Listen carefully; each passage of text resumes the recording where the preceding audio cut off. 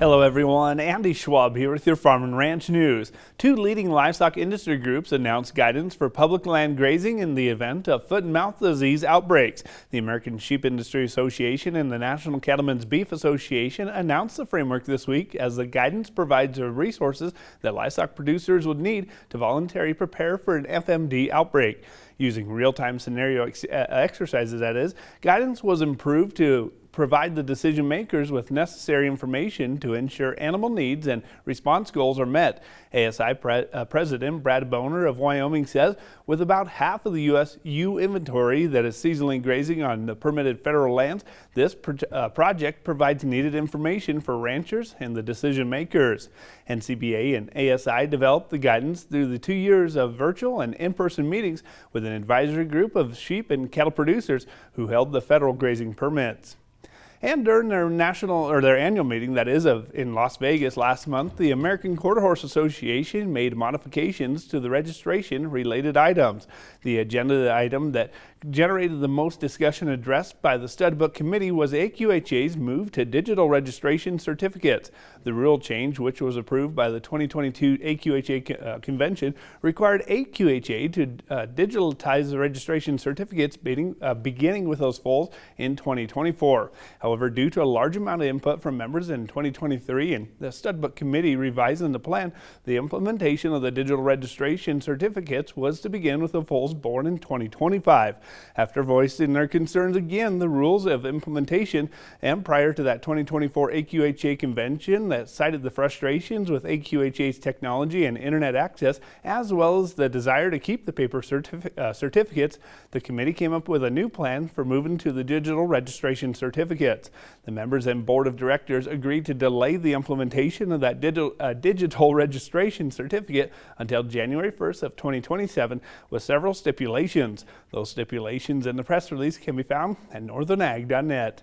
We need to take a break, but we'll be back in a little bit to look over your ag markets. I represent a lot of what ranchers' wives are, where they marry into the family.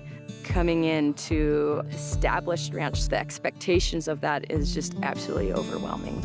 You know, there's always stress with all families, but when you're not dealing with the stress outwardly, it will definitely impact everyone inwardly. You may feel alone, but you're not alone. Welcome back, friends, to your Ag News and your markets. The USDA released their latest World Ag Supply and Demand Estimates report yesterday morning that once again offered a few bearish surprises.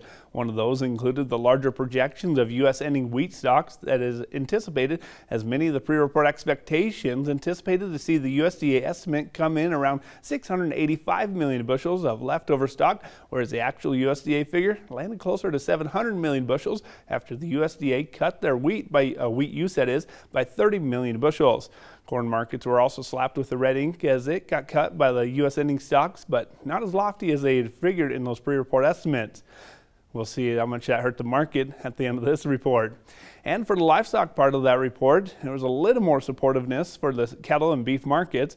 Beef production for 2024 grew by 130 million pounds from last month's projection, as carcass weights are heavier and processing speeds are projected to run a little more aggressively than originally assumed. This in turn helped drive up the price projections throughout 2024 higher, but unfortunately that was not met with the same optimism in this week's cash cattle prices. But countryside demand and the production sales may be cooling a little bit towards the latter half of the bull buying season. However, replacement heifers have been able to pull them, or have not been getting pulled back on the reins. And Sioux Falls had a decent test of their sheep markets as they surged to new heights this week, and the demand for those the demand was high for the non-traditional slaughter weights of those lambs. Thursday's WASDE report pressured the wheat markets to double-digit drops. Spring wheat led the way lower after the USDA anticipates their U.S. ending stocks to rise by 20 million bushels. Well, there's a look at your ag markets. I'm Andy Schwab. Have a great rest of your day.